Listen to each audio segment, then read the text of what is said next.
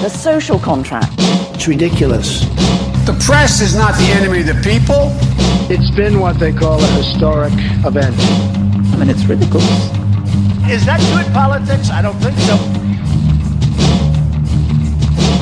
This is the What and the Why podcast for the week ending November 2nd, 2018.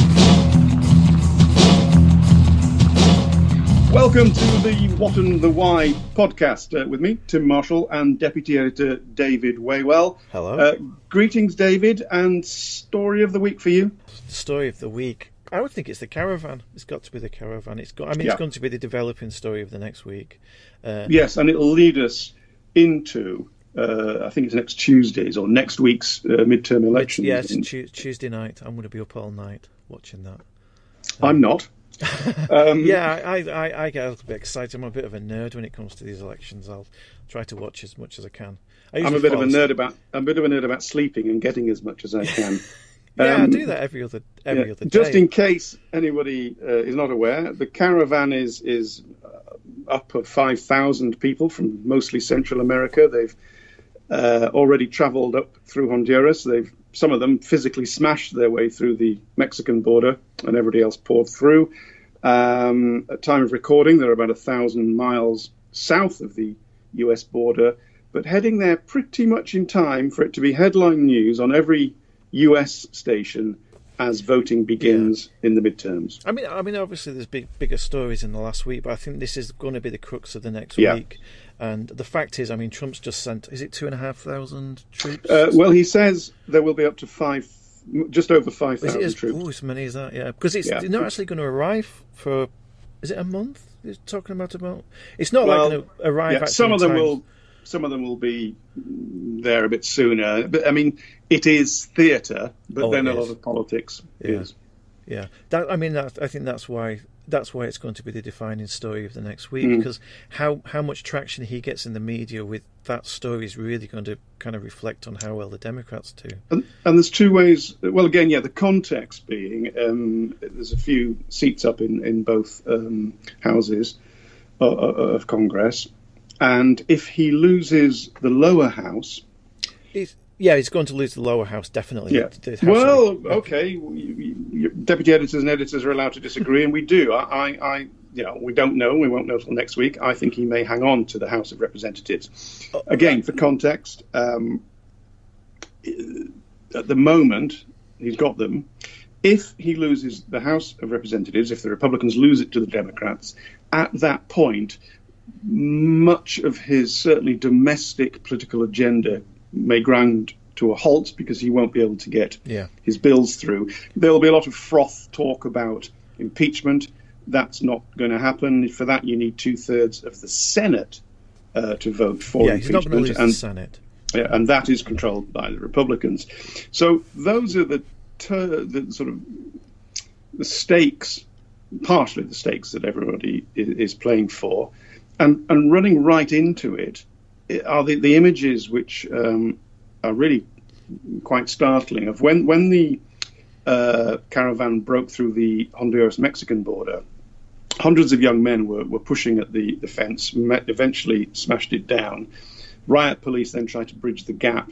They were stoned, and eventually everybody rushed through. Now, David, you can take a view. What do those images do to the American electorate?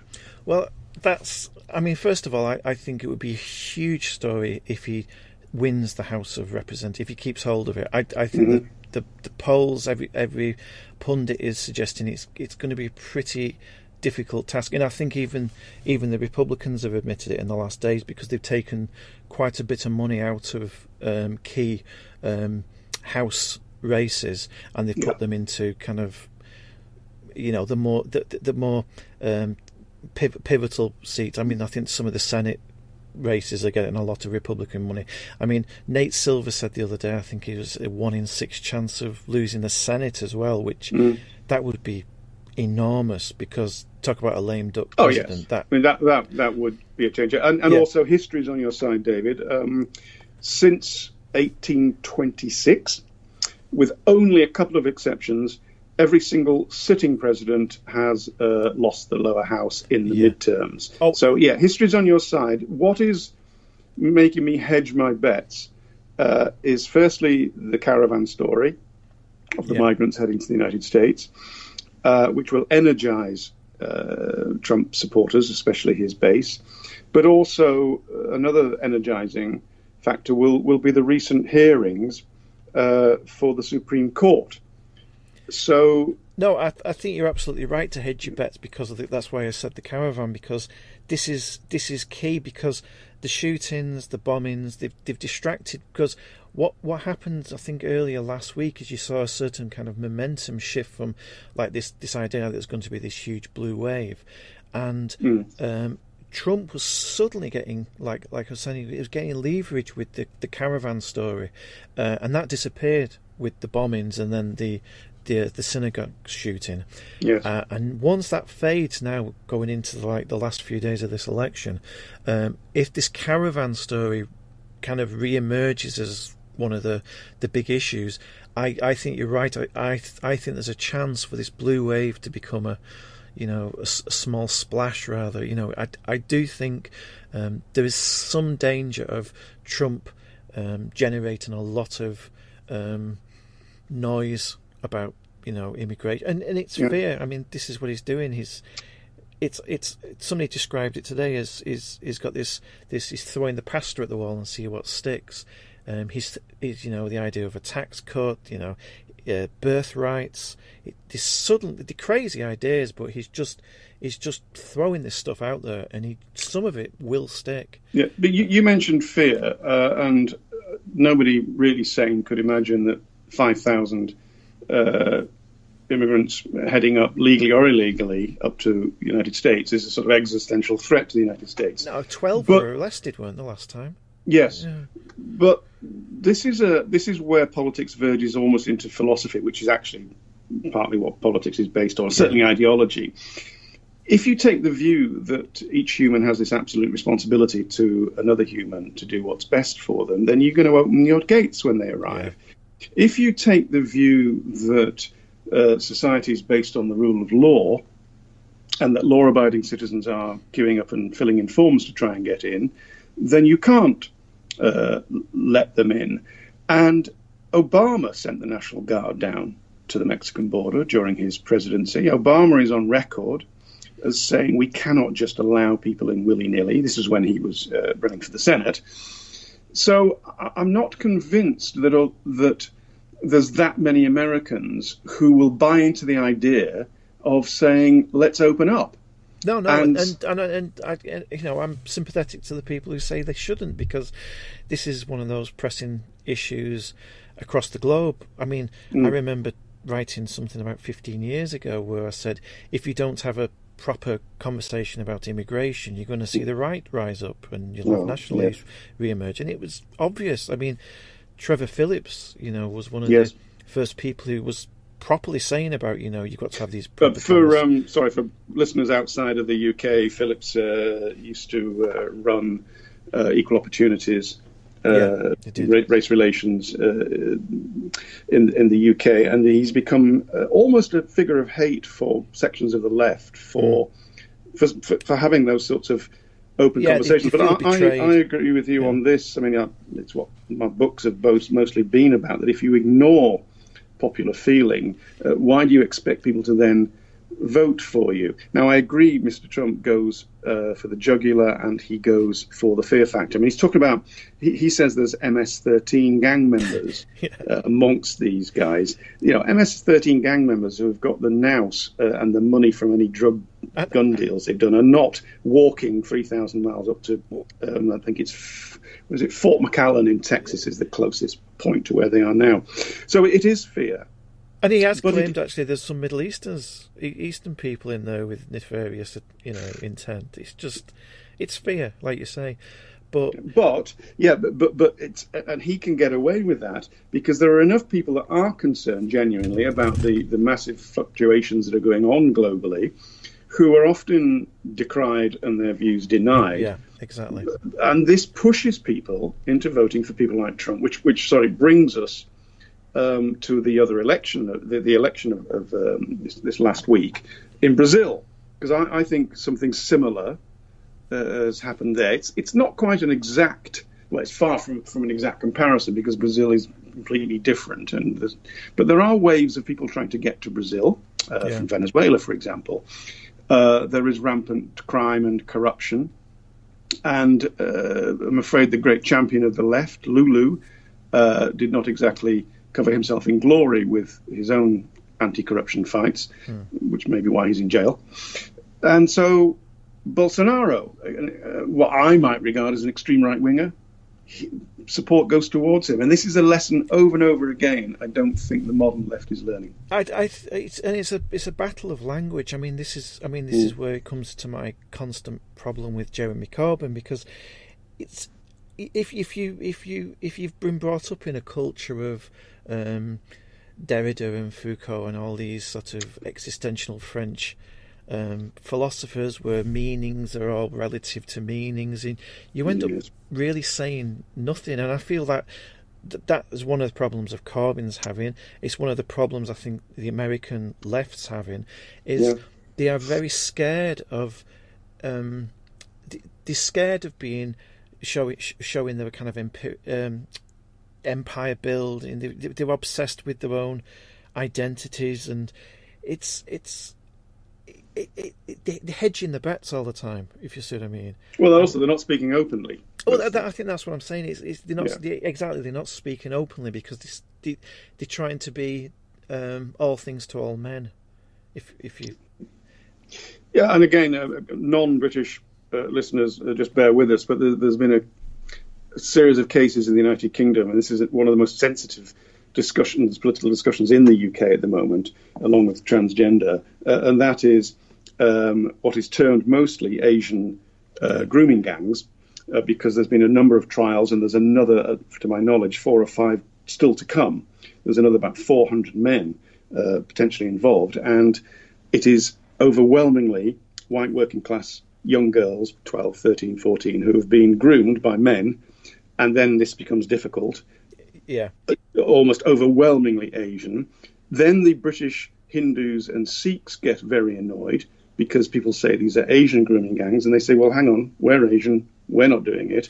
And then you come to the crux of the matter, where the left will not openly speak about this, that these are actually mostly British Pakistani Muslim. Yeah, and it leaves a huge gap on the stage for someone like Tommy Robinson, repulsive character. Yeah. But he's speaking to a kind of working class common sense people who haven't been brought up with French philosophers and understanding the kind of, who don't understand why people can't speak in plain language. Exactly. I do, because, sorry to interrupt, David, because some people will get angry at this point. There is this argument that no, you are inviting racism in to label it like this, but I just think we've gone way beyond that. That conversation. The conversation now is, why can't you identify a problem in order to deal with it, whilst choosing your language extremely carefully, so as not to tarnish everybody with the same brush? Exactly, because if you don't actually address the issue, it looks like you're just feeding the Tommy Robinson's fire. You're just going to encourage people towards him, and you frankly end up, I think, looking a little bit ridiculous, because everybody can see there's a problem, and everybody has a sense of reality in their own lives, which if the media don't reflect it, they begin to think all these crazy conspiracy theories of, they're not talking about it because there's some ulterior motive. And this I keep saying, this lay behind Brexit. I know around here there was a lot of people who didn't understand what Brexit was about, but they understood that the media wasn't reflecting certain social problems in a fair way. There has been there's been a partial acceptance by some people in the media. Robert Peston, quite a well-known British TV journalist, has accepted and written a book saying what the F is going on. Accepting that they are out of touch, but that's pretty. I wouldn't say it's rare, but it's got a long way to go. I was going to say it's changing, but this is about 10 years too late. Well, they're always a few years behind. But look, there's another example, David, and that's Majid Nawaz, a LBC radio presenter, formerly imprisoned in Egypt for being a jihadist. But he's come way out of that rabbit hole, and now campaigns against Islamist extremism. But he's taking such a lot of heat, and he's been called coconut, which I think is a racist term in and of itself, and a sort of a house Muslim, for simply saying there is this problem in our community. We do need to deal with it. So there is a long way to go, and those fairly lonely voices in the British Muslim community that are aware of this problem and speaking out, they are not being supported by the intellectual left. Yeah, and I think if you bring that back to Trump, this is what worries me by a lot of the coverage of Trump, which is you've either got to be anti-Trump and pro-Democrats, or anti-Democrats and pro-Trump, and it's exactly the same problem. The American left can't see why Trump is attractive to so many voters, and the American right are kind of deeply obsessed over the Clintons, the George Soros, etc. There's no meetings because there's just a complete lack of dialogue between the two sides. Well, we've had our dialogue, and rather disappointingly, we've agreed with each other most of the time, because I know a lot of people these days for heat instead of light. We only did disagree on you're more confident that the lower house will fall to the Democrats. I am hedging my bets, which I don't usually do. Even as we speak, David, Operation Faithful Patriot is getting into swing. That's the sending the troops down to the border. So when we key phrase, actually, I didn't know it was called Operation Faithful Operation Faithful Patriot. When we next agree with each other, we probably will know the results.